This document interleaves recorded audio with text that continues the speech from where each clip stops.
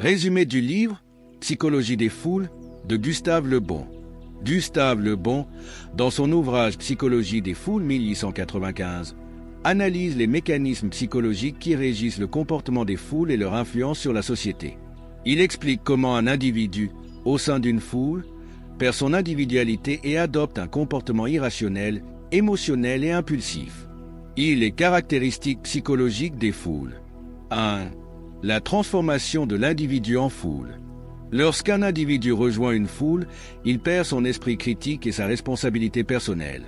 La foule fonctionne comme une entité unique où l'émotion et l'instinct dominent la raison. Comment l'individu se transforme en foule? Gustave Le Bon explique que lorsqu'un individu rejoint une foule, il perd progressivement son individualité et adopte un comportement collectif.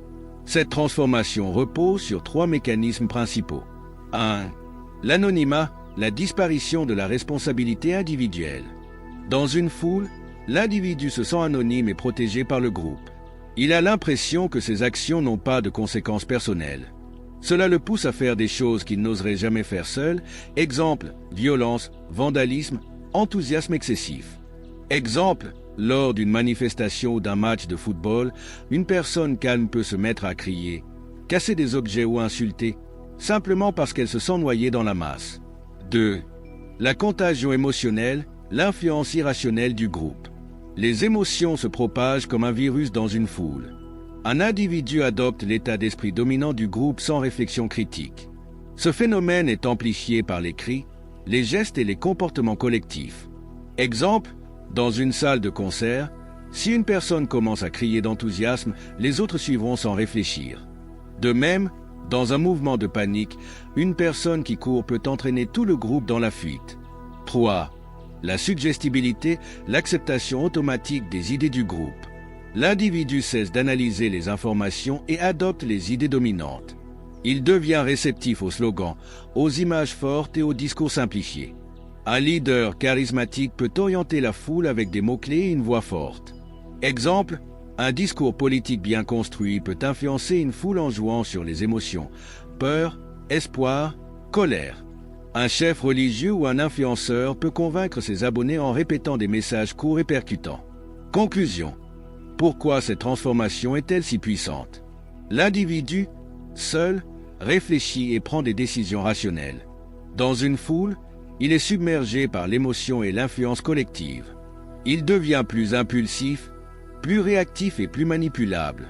Comprendre ce phénomène permet d'être plus conscient et d'éviter la manipulation de masse. 2. L'influence de l'inconscient collectif. Les foules sont guidées par des images fortes, des émotions et des slogans simples. Elles réagissent aux symboles et aux idées plus qu'aux faits rationnels. L'inconscient collectif selon Gustave Le Bon. Gustave Le Bon explique que les foules ne réfléchissent pas comme des individus isolés, mais réagissent en fonction d'un ensemble de croyances, d'émotions et d'images partagées. Cet ensemble forme ce qu'on appelle l'inconscient collectif. Qu'est-ce que l'inconscient collectif? L'inconscient collectif est un réservoir de souvenirs, d'archétypes et de comportements hérités des générations passées. Il influence la manière dont une foule pense, réagit et se laisse influencer. Exemple, dans une société religieuse, un leader peut facilement mobiliser une foule en s'appuyant sur des symboles sacrés. Dans une nation ayant connu la guerre, la peur d'un ennemi extérieur peut être activée très rapidement par des discours alarmistes. Comment l'inconscient collectif influence la foule? 1. La force des croyances et des traditions. Les foules ne réagissent pas à la logique, mais aux croyances qu'elles partagent. Elles respectent instinctivement certaines valeurs transmises par la culture et l'histoire. Ces croyances sont profondément ancrées et peuvent être manipulées. Exemple, une foule peut se rallier à un leader qui prône la tradition, même si ses idées sont irrationnelles. 2. L'influence des symboles et des mythes. Les foules réagissent fortement aux symboles, drapeaux, croix, logos, slogans. Un bon communicant sait utiliser ces symboles pour susciter une émotion collective. Plus un message est simple et symbolique, plus il touche l'inconscient collectif. Exemple, les grandes campagnes publicitaires utilisent des images et des phrases courtes pour marquer les esprits. Just do it, yes we can. 3. La mémoire collective et l'effet de répétition. L'histoire et les expériences passées influencent la manière dont une foule perçoit un événement. Plus une idée est répétée, plus elle devient une vérité absolue pour la foule. Même une idée fausse, si elle est répétée souvent, finit par être acceptée. Exemple, en politique, les dirigeants répètent souvent les mêmes messages pour ancrer une idée dans la mémoire collective. Exemple, nous sommes en danger, nous devons nous unir. Comment utiliser l'inconscient collectif pour influencer? 1. Utiliser des histoires et des métaphores. Un bon orateur ne donne pas de longs arguments rationnels.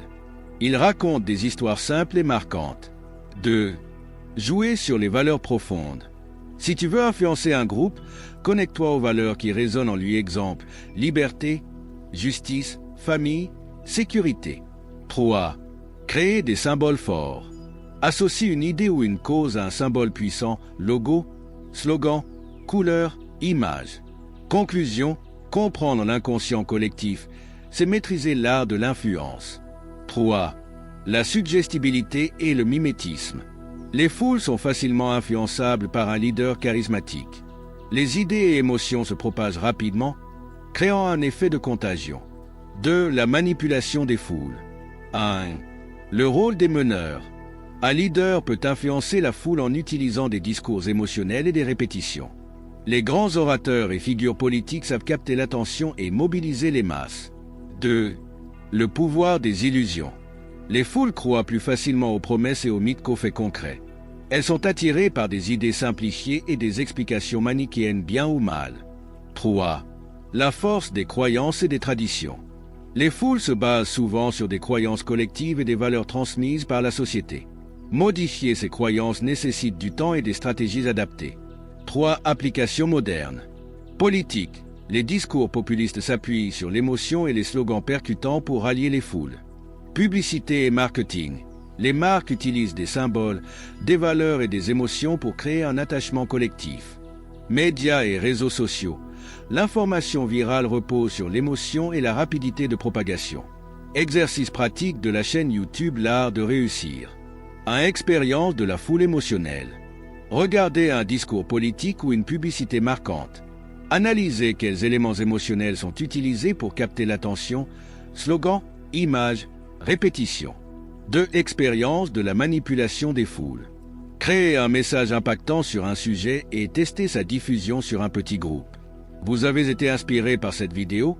Veuillez l'aimer, la commenter, puis vous abonner à la chaîne YouTube L'Art de réussir pour ne rater aucune de nos prochaines vidéos très intéressantes.